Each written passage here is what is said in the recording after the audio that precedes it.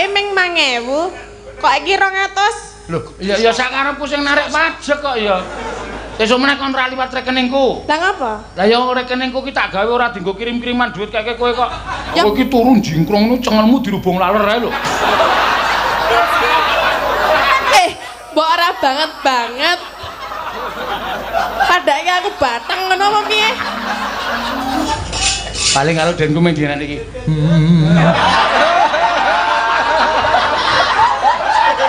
Nganggo jenggote iki lho. Nganggo jenggote kuwi. Hah? Pilek. Tenggorokane gatel ora? Ora. Sesek ora? Ora.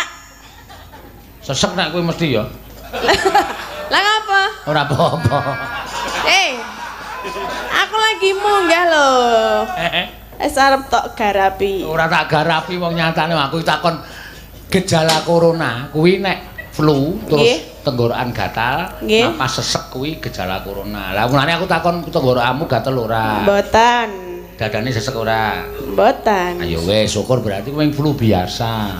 Ora terjangkit virus corona. Ya ampun to ya, Pak. Ya aja. Nggih. Kowe isih sehat kaya ngono isih digunakake. Iya. Wis digunakake? Lho digunakake nyinden kuwi kok rumasamu pikiranmu sing rusak ora. Anggape digunakake apa? Ya. Nang nyinden. Heeh. Ki pamundutan saka Pak Ferry Suranto. Oh nggih. Saka Jakarta. Penyanyi nonton streaming terus transfer duit terus BA aku. Oh iya. Transfer teng kene? Ngono aku. Kira-kira dikeke ora? Kok ora ngisen-isenke wis iki ning Jaban Rangka iki ning ora wilayah Yojo lho, iki ning Jawa Tengah. Terus ngapa? Ora ngisen-isenke aku tahu apa? Ora tak keke. Kerep. Kaya hoo. Kok kaya hoo ora. Mengko tak keke aja kuwatir dhuwit sayuta apa. Alah, sayuta ya apa wong 100 kuwi gelem kok. Wis to nembang kowe kan cangkem pindhun kok omong. Ngapunten nggih Gusti. Ora apa-apa, Gustine iki ora apa-apa kok ya. Maksudnya kula ngadeg ten mriki lho. Ora apa-apa. Wis santai wae wong Gusti ya ngadeg ning kono kok wisan. Lho Gusti lenggah lho. Heeh apa? Nggih. Oh iya tak kira nek jumeneng. Wis sembrono lah. Ora kok ya.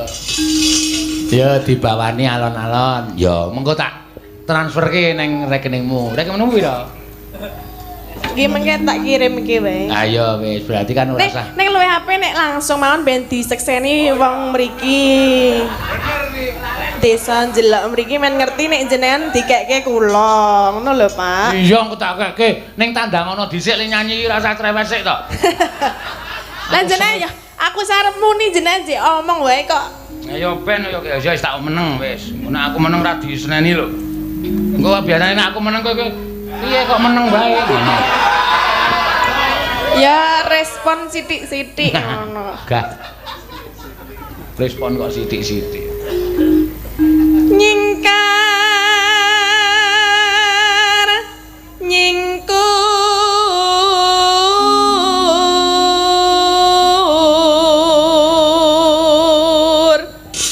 Ya ana nek nawala saka Mas Zain Boyolali nyuwun gending kadung tresna. Salam budaya klasik Mas Yain Boyolali. Oh iya.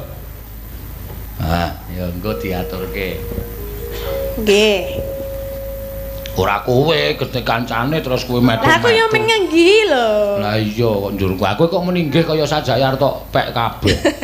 Mboten. Hidung kancane. Lah ini penyanyinya baru-baru. Mana? Ini. Iya, baru. Dalangnya tambah semangat ya. Hubungane apa? Ya, kan wajah baru. Aku ki malah justru nek ra ono kowe ora semangat iki. Alah. Gayane. Tenan aku anggere muni mayang tatini jin ngono rasane.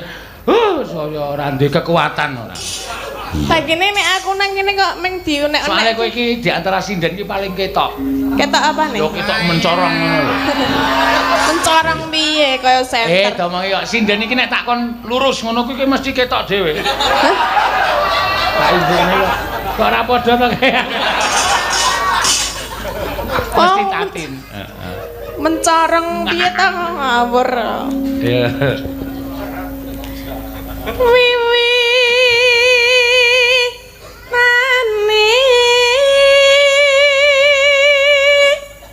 nyingkar nyingkur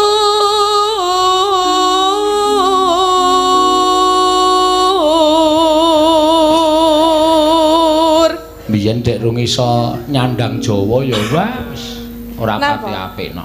Iya, saiki wis pinter nyandang Jawa wis. Dandan ya aurane ketok mencorong. Nek kowe ngerti asline ya aja kaget. apa asline ya ayu lho. Jewowok kae lho. Apa nih? Kowe tak komohi kena percaya kena ora. Kowe nek nang omah kuwi blas ora besus. Wo.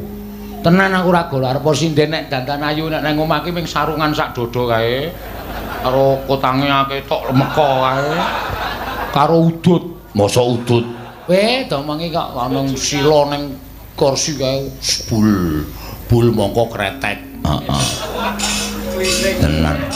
Dek tengok-tengok bojone nyapu alon-alon kae. Iya. Pokoke bojone kaya ning neraka kok. Iya. Terus jenengan lewat ya? Oh tau tak takoni, piye perasaanmu? Wah, salah pilih kula, Pak. Kula jan kaya teng dicemplungke teng kawah Candra Dimuka ngono. Nek aku ora golek alasan iki sing lanang ora iso metu ana. Oh iya to. Dadi kudu Pak sampeyan mang chatting kula. Ken napa ngoten kula tak dolan. Oh iya, tak chatting dolan, lagi iso dolan. Mergane percayane karo aku. Oh. Nek ora wis mengkreng ae anggur metenteng ngene iki. Wah. Kene kaya metu oyote kae lho, Nok. Ora jane kok gatekke terus ki piye to? Ora perkara gatekke. Aku mung ngomongke kowe nang omah kok. Lah ya jenengan ora ngematke kan tak ya ora apa-apa jane. Lah wong cethuk aku mara daya kok ora ngematke. Wong mara daya kok ngetke gendeng kula nuwun. Ora lho, sing dimatke kok ya bagian kono-konoan. Lah kowe ngene pon ora ketok. Nek kowe ngene mosok nggon kono tak biyak ngono ya ora. Lah ya umpamane aku ngene ora rek ya aja dimatke. Lah mesti secara otomatis ngematke wong sing jeneng wong metenteng ki mesti keleke ketok. Ora ana wong mara daya anu badhe nuweni kelek ngono ora ana. Ya maksudnya rek ya aku penenteng kok mbok didelokke ya raine ngono lho ora kuine. Aku wis omong raine jewowok ora karo-karuan. Oh, rai kok jewowok ki piye to? Ha kowe ora ngerti aku dek teko ning omahmu kowe turu ning kursi kae. Ayo, ora ngerti to kowe? Mboten. Bojomu le nemoni. Monggo Pak, nadhe sinten goleki tatine tak jak mayang ngono. Lah nika tesih tilem gugah mboten wani kula. Kowe krasa ora kowe? Napa? Oh. Asli ya Allah. Tak omongi Mbak, tenan asli ya Allah kowe. Dadi iki pojokan kursi kae. Sirahe diterusake ngene iki lho. Lah kan kene ketok. Kene nganggo sarung kae. Ya wah, laler aku. Tak gusah terus tak ugah tintin tangi ngono kuwi. Non ngomong, "Kalau sinten Pak bul." Padahal sing nggawa laler jenengan lho. Ya ora ana. Wong maune ra ana lalere jenengan teko dadi ana laler. Ana wae wong kowe iki ra percaya. Ya dipok-pok. Oh malah pok-pok yo. Apa? Mosok ya semen. Apa? Bayangan. Jenengan le bayangke piye? Ku batene iki mikimu banget. Terus nek ngono iki piye? Enak iki. Aku mah dadi Tenan.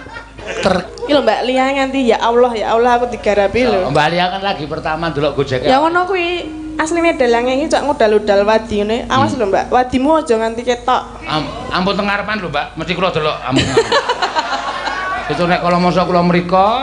Kowe iki ora nang ngarepan kok senengane goleki barang kaya ngono. Rukun kono. Wong nganti netizen streaming ki nek ngarani aku rota tinggi Tom and Jerry. Kanggere muni upload Tom and Jerry ngono penonton gruguduk nganti puluhan. Tome sapa? Tome aku. Jerine kok jarine aku. Lah, Sik kucing iki sik sapa to? Tom. Ah, sik kowe kucinge. Kucinge ndek buntut ta ora ndek buntut iki?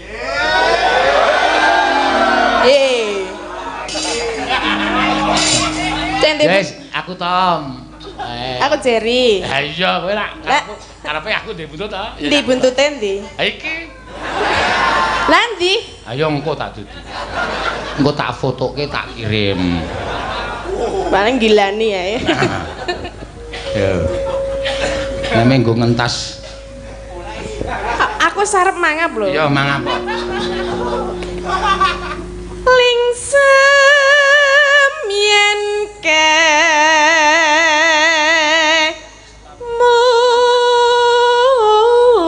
mutan lelampahan kangka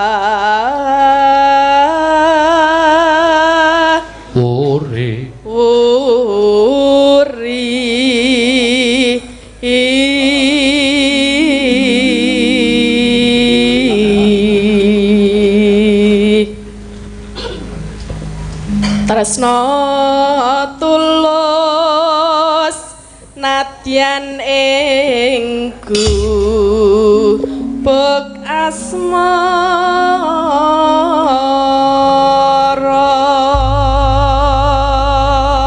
Ya, mangga. Enone nanone nano. Mangga. Yen liwat aku kelingan kebuk kae yen aku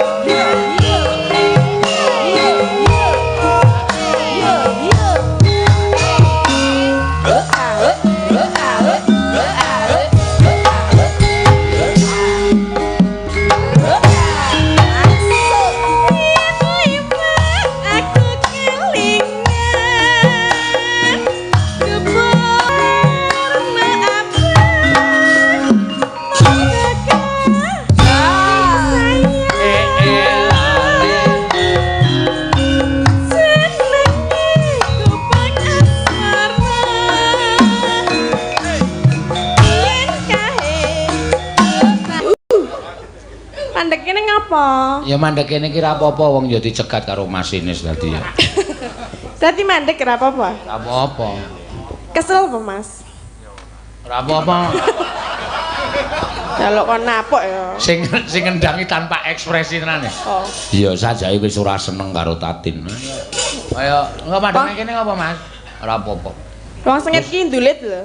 Siapa? Wong sengit ndulit. Ayo ora mesti telek lincung kae sing ora didulit.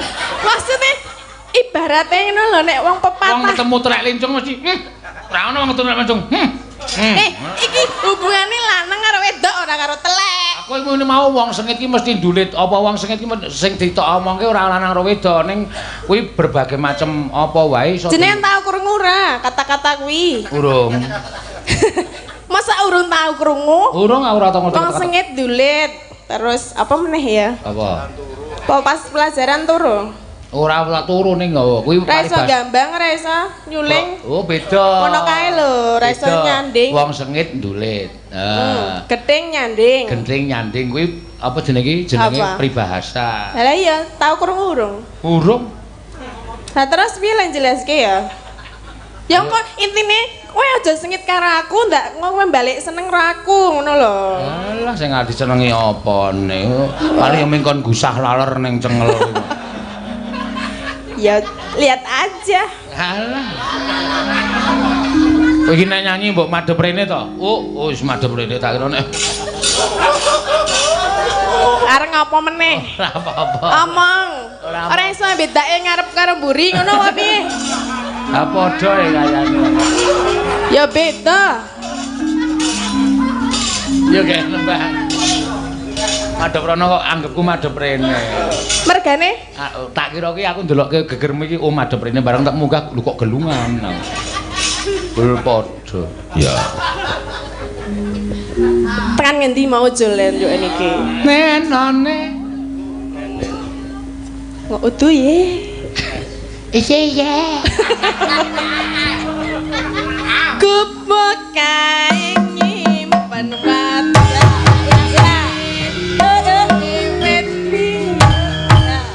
Tumeka saiki.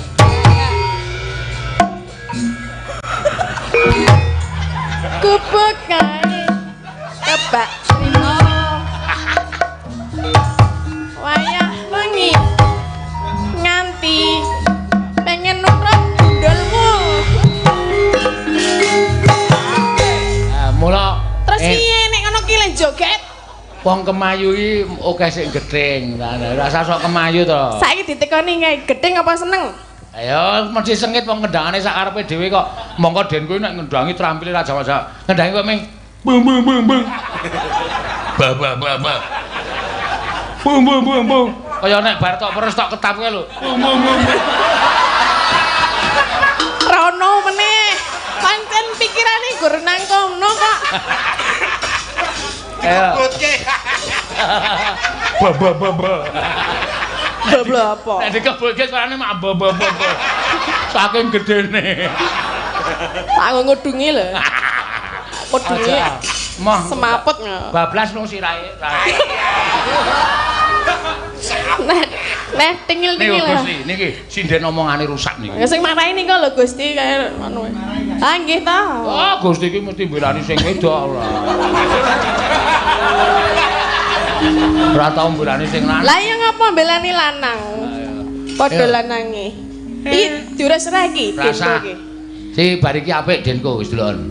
Awas nek. Manut aku apik wong Denko ki nek aku lunak kok. Dikendange sing apik kok Denko sing sak trampil-trampilmu biyen lirar joget piye. Ya, iya. Delok tangane leutil-util. Catatan sajroning ati datang lumpur saya merati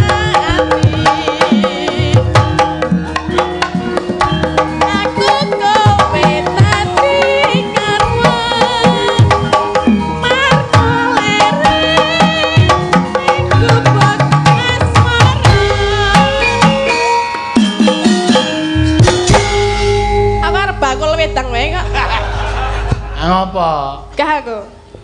mbok kira ngerti seni ngene iki mau kendangane cara ngendi? Embo. Banyuwangi. Lho apa? Tekok ki sekendang kleru lho. Sirahe gedhe isi lendut. Tekok karo Mas Denko kae. Kendangan kaya ngono kok malah dikira. Lah kuwi kendangan Banyuwangi tak tung ngono-ngono. Banyuwangi apa, Mas? Banyuwangi kok ya. Banyuwangi mek tekan Bali dadi ketapang. Banyu butek ya? Bujuk raimu. Aren tok nesu kok. Salah kok nesu. Bodho ora. Bodho ya padha kok. Kaya ngono kok malah nesu Banyuwangi gubuk asmara. Lah aku piye Leng? Versu Banyuwangi. Versu. Oh nek kualat ngono kuwi. Iya. Jogate yo ngeber. Entuk tak entuk kena. Ngeber? Heeh. Ngene. Ngeber. Kaya bener kaya bebek kae. Entuk joget kayak ngono. Ya aku sok diwarai sik ya. Diwarai sik. Oke. Ame ngene wae. Iya. Bang wis ngene ku langsung ngeke. Bang wis mulai ngene ku langsung ngodaku. Yo. Loh, ya nambi ngeber. Terus gerakane ndi? Kowe iki ngewohke lho, Tin. Lah, jenengan ki nek ngebaran ngene. Kowe ra ngene. Entar kowe mulai ngene. Jenengan? Lah aku yo ngetot ceneng burine. Teng. Nek ora ngono tengane. Ngene. Lah? Emah ora sudi. Ora lho. Lah piye gerakane ngono padha? Aku ngerti aslimu kok kon ngene. Lah ngapa? Emah ya. Wong sengit ki ndulit. Ora arep tak dulit. Ora tak dulit tak dulitke. Ora langsung tak puk ngono ora tak dulit. Maksudnya dan ya matur nyonya ndak kira ngono ndak sesuk nek ora ketemu ndak malah cerewet malah cilaka. Nyo, ayo to. Oke, siap. Matur. Hitung ndak darani aku ngapusi. Hitung sik. Masa ngitung nang kene? Ora apa-apa kok ben. Cekelke mikku. Amok. Aku ngitung. Sing wajibe nyekelke iki kowe. Aku arep ngitung duit. Nek cekelke mikmu. Wis.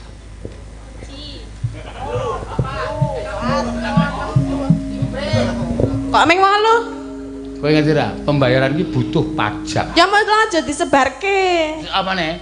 Nomor rekening. Nomorku iki lho, tak gawe rekening ki ora dienggo liwat dite sinden ki ora tak nggo nyinggahke dhuwit kok. Mesti dienggo liwat jaluk gubuk asmara liwat rekening ke Pak Seno. Lanjur kon aku kepretan apa?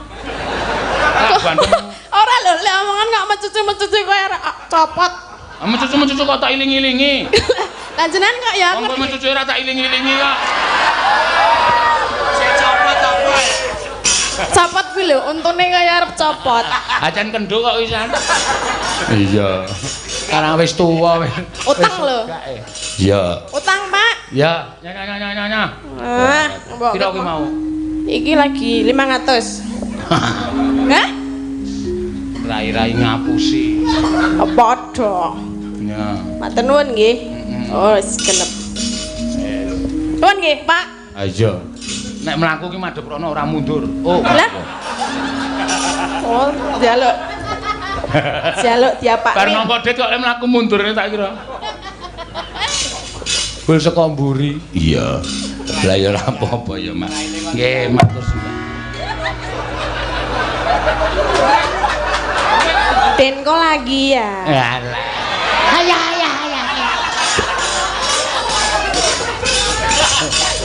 Ya wis. Ya suwe-suwe ya iso tenan lho, Nak. Iya, suwe-suwe iki ketoke menang-menang den kuwi ketoke ada sesuatu. Omong cenah-nangan. Takoni kon mabur iso ora kok nyewa suwi-wi. Ih kowe, aku metu lho. Engko sik kae urung engko barang metune. Takoni ora. Nek arep mabur sikile gedhuk ping 3. Gedhuk apa gedhuk? Gedruk. Niat ingsun mabur. Iso mabur dhewe? Iso, wis to percaya aku. Aku nang kene iki nggawe kekuatan karo kowe. Oke. Ora pengen lho, ora. Mabur musim hujan sambar bledek ndasmu. Sambar bledang mboten ora. Petruk ki cangkeme elek ora. Wis ben-ben kesamber. Wah yo, krungu lho aku. Ih kowe gong-gong.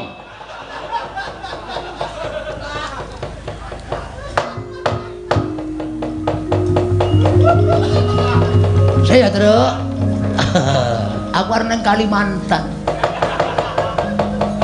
Wah, geleleng tenan Bagong iso mabur barang. Ngandel ora. Lah wis nggawa pemean pirang-pirang tok kae.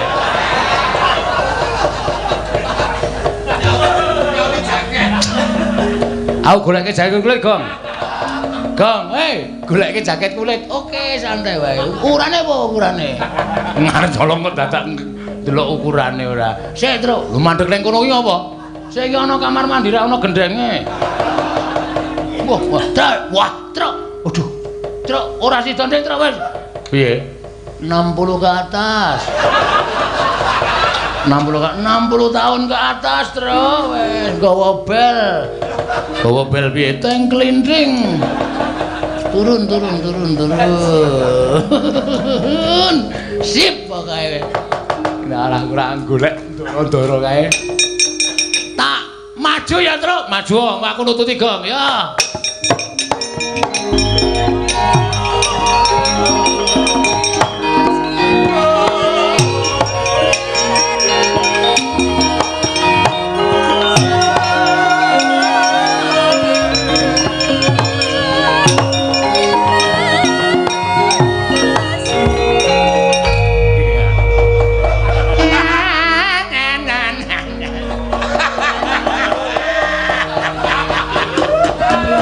Ngopo Truk? Mboten sindene ngelik kok suwuk.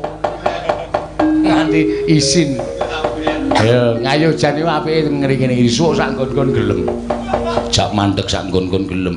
Nggih, sampeyan iso nabung lho. Ya mengerti Petru. Tak kira nek melu karawitan barang. Kok iso ngerti suwuk ora? Ana apa? Ndara Antasena ngangslupi awake Bagong dadi ampuh. Kula dang slupi sih. Dang slupi piye? Awake sampeyan mlebu awak kula. Blub ngoten. Ben kula iso ampuh. Sarana Sukma. Lah nggih Sarana Sukma. Nggo ngajar Kurawa. Ya, ora usah kuwatir tak mlebu ning awakmu.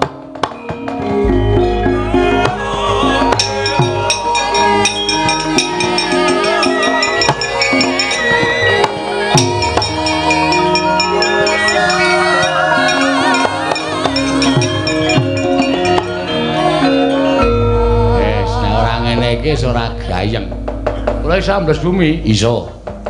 Terus kekuatan kula iso nyembur kaya ula. Wah, gawe mlonyoh ndasmu kowe Gong. Anggere pamer tak ngono nglothok kulite ora.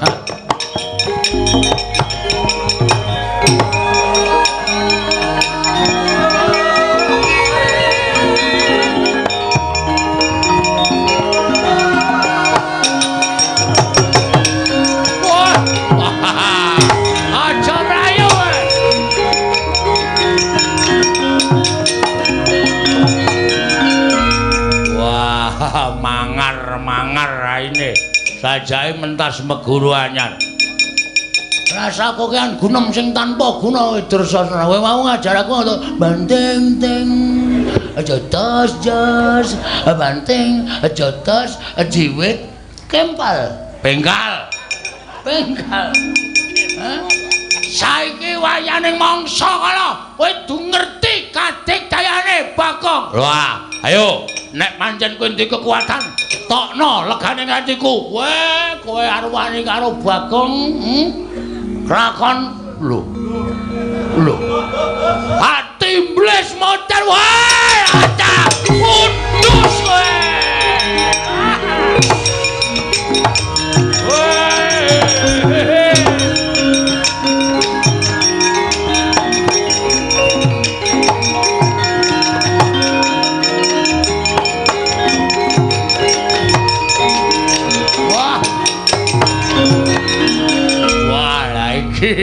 Iki ketok kekuatane anake Semar.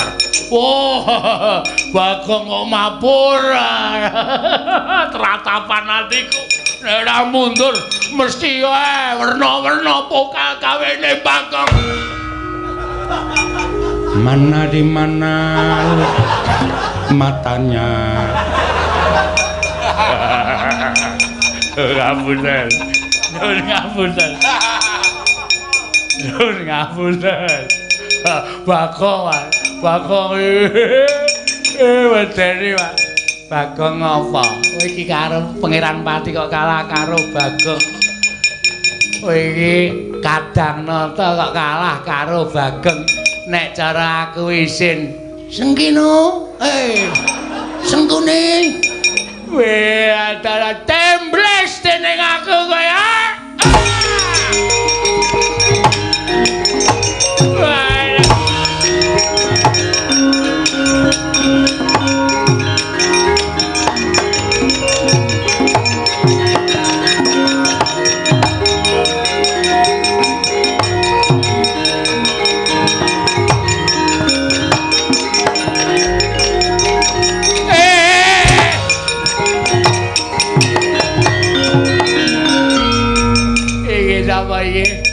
Iki sapa awakku dibleseke nang lemah sak wudel iki sapa iki?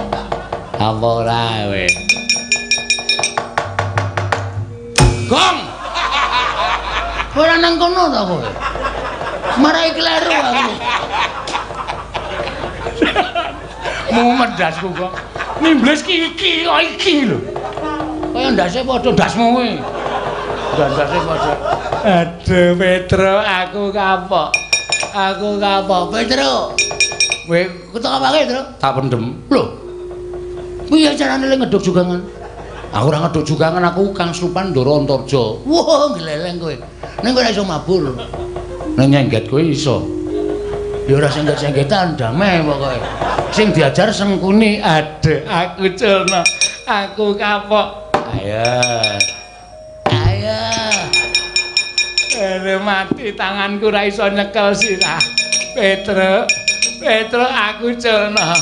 Bagong aku culno, aku tak melayu. Petro aku culno, aku tak melayu.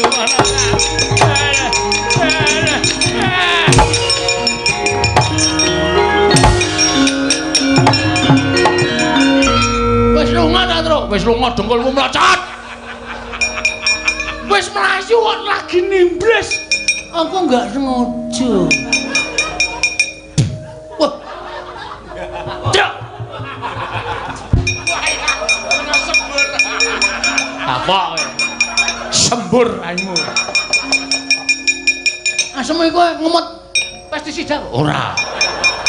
Kok didoni kok panas banget. Ora iso mong to Kang Slupan Ndara Antarja. Mulane aku ayo. Terus. Terus. Kowe iki rasa Kang Slupane idumu wis mambu banget kok. Apa meneh Kang Slupan? Saya le kemranyas ora. Kowe nantang aku wae, kowe salahe ngelek. Ora bakal wedi karo kowe. Nek carane kaya aku ya ora wedi wong kowe iki mau ning sirahku bola-bali kok. Oke, ora masalah. Sermu piye? Ayo, leno paenawat timblis dening aku kowe.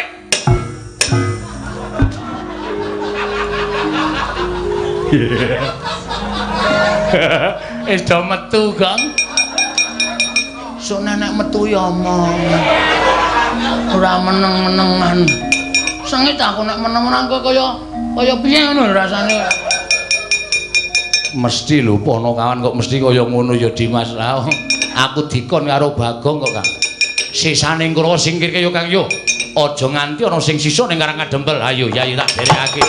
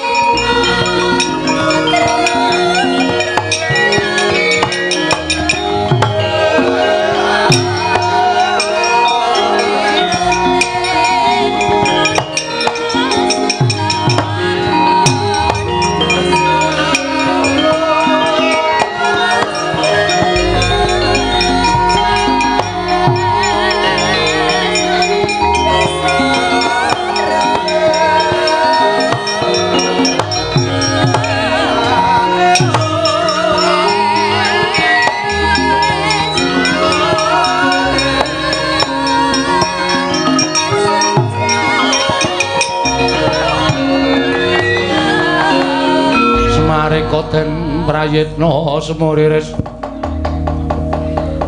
Semuriris eka balik titiyani Gandayani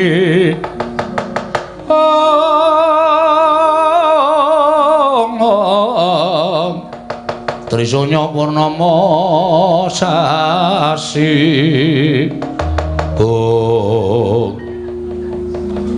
Siwa Semar kula Karang Kadempel wis katon tentrem ya wo Karang Kadempel wis katon tentrem kula ngaturaken panuwun ingkang tanpa pepindhan dening ingkang saklajengipun kala wau kula sampun matur kula ajeng nyuwun tulung njaluk tulung piye Siwana Yantaka gandeng kula niku butuh mongko niki pancen dadi kedhawuhing para Jawata sing kula tampa dawuhing dewa sing kula tampa dadi syarat srana anggen kula badhe nglantaraken tumedhaking wahyu katentreman Siwa Semar bakal paring dawuh apa kula kepengin kerawan pusaka inggih menika setunggal senjata cakra angka 2 pustaka jamus miang jimat klimasada angka 3-nipun Kyai Nenggala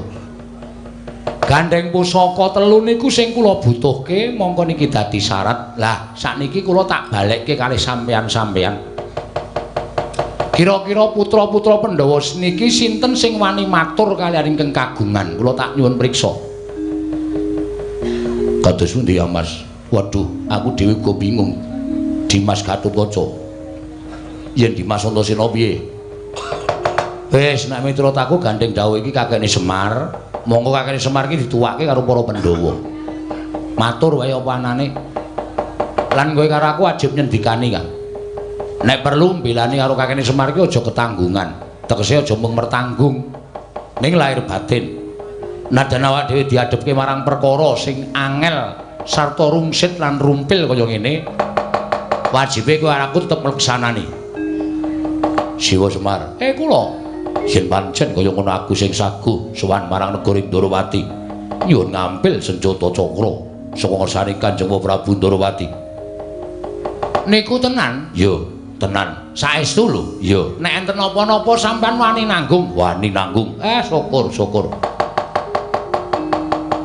yen ngono aku tak sowan marang negara Mandura tak nyuwun ngampil Kyai Nenggala sami Alindra Gatotkaca nek enten apa-napa sampean mantun nanggung aku wani nanggung Siwa Semar ya syukur aku tak ning Ngamarta kek aku tak matur karo Dharma Kusuma nyuwun ngambil pustaka jamus Klimasada niku sampean adu arep karo bapak sampean lho mengke nek seling suruping perkara bapak iki wedine ming karo aku monggo nek bapak nganti ora trima pustaka jamus Klimasada tak suwun ngambil mungsuhe bapak aku ning ampun ngatut-ngatutke kula ora arep ngatut-ngatutke kakene Semar kabeh perkara tak tanggung matur nuwun Ndara matur nuwun dene sampeyan wis saguh ngudaneni menawi dados pangutahipun ing abdipun Semar Badranaya kula tenggo teng Karang Kadempel ampun suwe-suwe mengke ndak aber daya kekuwataning wahyu katentreman ya aku nyuwun pamit aku njaluk pamit ya kakene Semar nggih atos-atos Ndara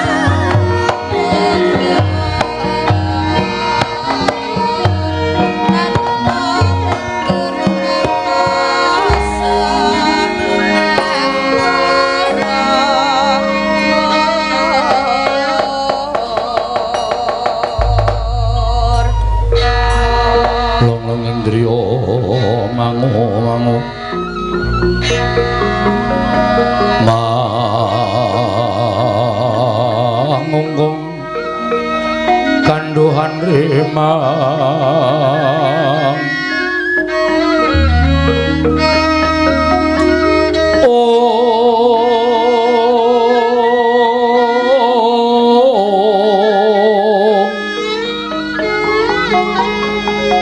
lerleno tanpa kane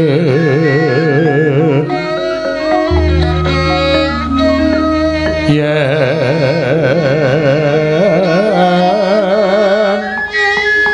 tan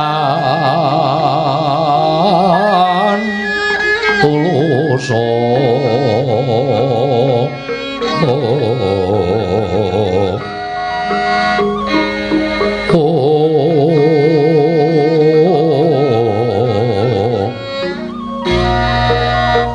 Amangko sang dia Utomo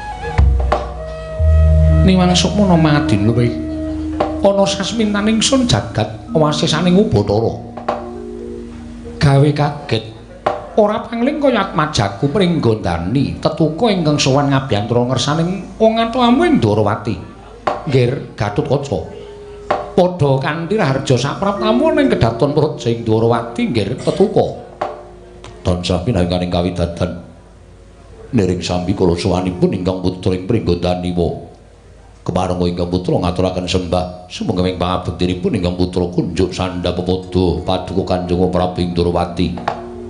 Wis ndak tampa karya bombong penggaling wakmu ing Dwarawati, ora liwat pangestuning wakmu tampanana. Lho pundi nggo jimat paripe. Dayanana ing kasantosan. Nggir kasekecok manggen dengan ingkang lenggah. Anggir Gatotkaca. Paman garep ruci sampun boten kirang prayogi.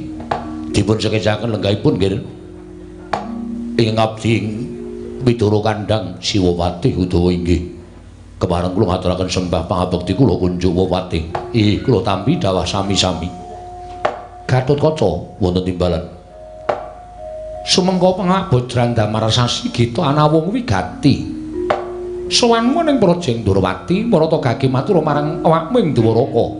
Purwa madya lan wusanane samendhang aja ngantur ing karempit. Aturna marang awakmu ing Durawati. Wale-wale menapa? Estunipun sowanipun ingkang putra ing pringgondanipun Gatotkaca menika boten saking pikajengan kula piyambak. Namung kula menika dapur dipun utus. Apa diutus dening wong atuamu kadangku panenggak menika sanes. Apa diutus karawan kadangku Yayi Darmaji Ngamarta menika gidanes. Lah banjur sapa ing ngutus kalawan sira kula tetuka?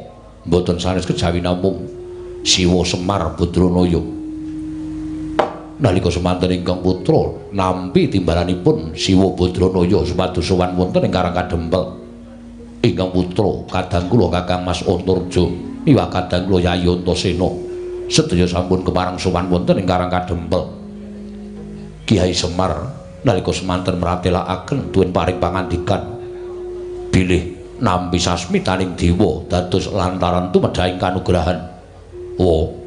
Nalika semanten wanter ngendikanipun Kiai Nayantaka inggih Siwa Badranaya syarat srana supados sak mangke wahyu menika enggal katampi dening satunggiling titah utawi jalma wantah ingkang sampun pinilih kedunungan wahyu menawi Kiai Badranaya inggih Siwa Nayantaka kepareng sak mangke anyanding pusaka ing Durawati ingkang nami inggih menika pun Senjata Cakra. Mila sawanipun ingkang putra ing pringgondaning ngersanipun Kanjeng Prabu Durawati wonten suka lilaning pegalih Paduka Prabu mari ngono ngambil pusaka Senjata Cakra badhe kula boyong wonten Karang Kadempel Prabu Dwaraka.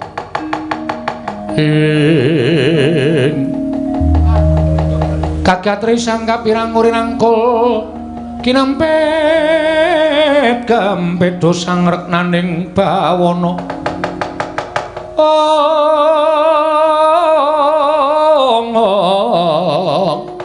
Ya si tukang walang ati, ya si tukang kudu garing.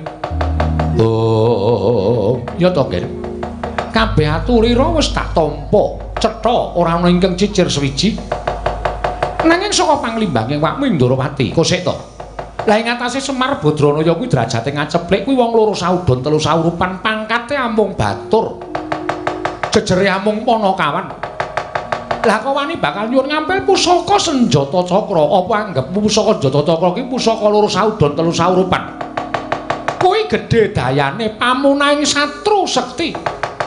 Ingkang ora kuat lesarta ingkang ora sak timbang sak bobot kan kekuatan ing Senjata Cakra bakal lebur tumpur tanpa dadi. Mula kang saka kuwi Gatotkaca, kowe bali nyang Karang Kadempel.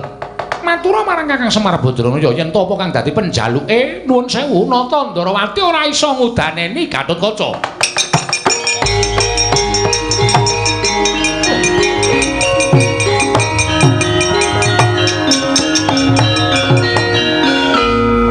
Kose to? Lah kok malah kowe ngadeg jejeg malang kerek ana ngarepe wong tuwa? Sampun dados tekadipun ing putra pun pringgondani. Menawi Kanjeng Prabu boten maringaken pusaka Senjata Cakra nadyan kula kedah remuk kasawurna putung kabandhemna mapan wonten negari Durawati kula boten badhe owel. Badhe kula ikhlasaken pecah gesang kula. Lho yen ngono kowe wani karo wakmu Durawati nyuwun pangapunten paripaksa kula wantun.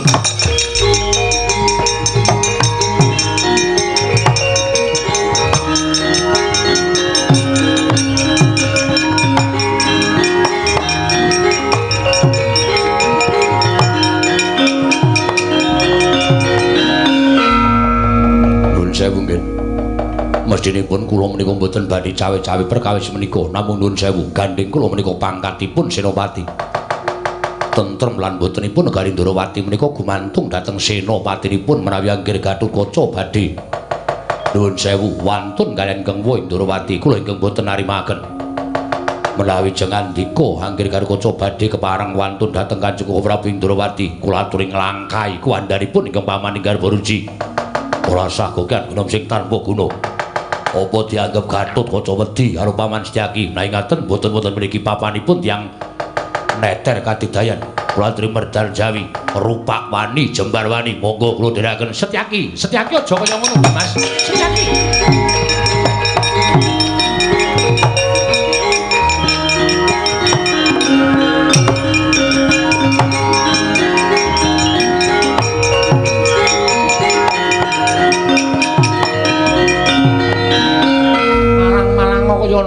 mentang-mentang kaya Gendhewa kowe ora menang karo anakmu Pringgondani.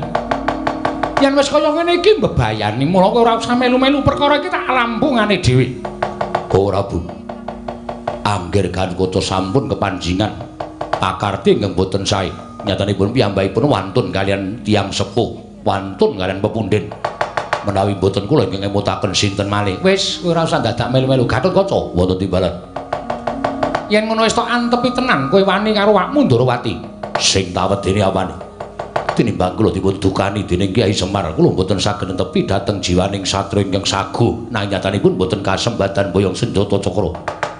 Luwung kula pejah wonten ing papan mriki kula wantun ngantepi. Kula ikhlas nglampahi pejah wonten negaring Pringgondani, tiban senjata cakra kelakon glundung sirahmu parak.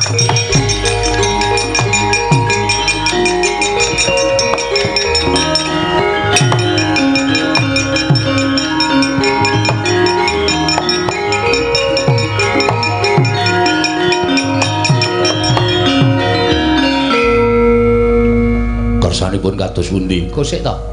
Sing tak butuhke apa? Senjata cakra. Lah ya wis kuwi gawanen. Wah, tiwas kene ngampet-ambegan. Sami nggih. Kula ya ngampet-ambegan. Kula ngampet sedayanipun nih. Tak kira nek arep ditamani tenan jebul. Aku karo Kakang Semar kuwi ngibarate loro ning atunggal ora bakal iso dipisahake. Inggih. Mula kekarepaning Kakang Badrana ya aku ngerti Gatotkaca nggih menapa pantuka dadak paring dawuh ingkang kados mekaten. Lah mung tak nggo njajal marang anteping kasatriyanmu sing jeneng satriya ki yen iya ya iya yen ora ya ora. Yen wani aja wedi-wedien, wedi aja wani-wani kuwi jiwaning satriya. Nggih. Jebule isih antep isih manggon ning atine anakku lanang Pringgondani. Matur sembah nuwun ngaten kula nyuwun pamit. Atur marang Kakang Semar. Nggih. Aku tak jampange saka kadohan.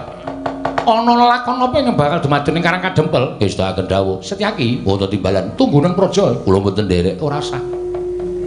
Mbok kula nderek, ora usah kowe ning tunggu praja wae. Oh iki ngestaken dawuh. Kula nderek, ora usah. Kula ngedram sae, ora usah. Wis nang kono wae. Iki ngestaken dawuh. Ayo Kakang Sawi kula nderekaken.